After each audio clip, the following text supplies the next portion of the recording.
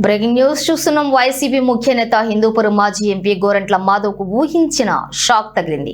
అత్యాచార బాధితురాలి వివరాలను వెల్లడించినట్లుగా నమోదైన కేసులో ఆయనపై తాజాగా నాన్ బెయిలబుల్ వారెంట్ జారీ చేస్తూ విజయవాడలోని పోక్సో కోర్టు సంచలన నిర్ణయం తీసుకుంది.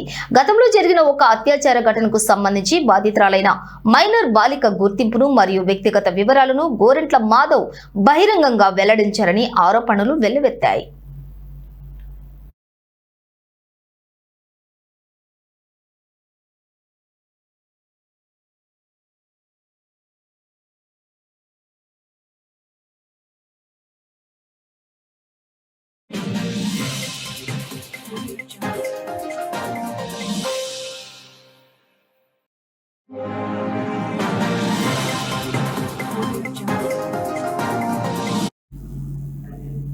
ఇక ఈ విషయంపై మహిళా కమిషన్ మాజీ చైర్పర్సన్ వాసిరెడ్డి పద్మ ఫిర్యాదు చేయడంతో సైబర్ క్రైమ్ పోలీసులు ఆయనపై పోక్సో చట్టం కింద కేసు నమోదు చేశారు.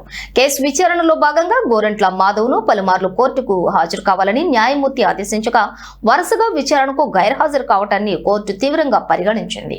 దీంతో ఆయనపై Vijayawada POCSO court non bailable warrant జారీ చేస్తూ తదుపరి విచారణను ఈ నెల 30కి వాయిదా వేసింది.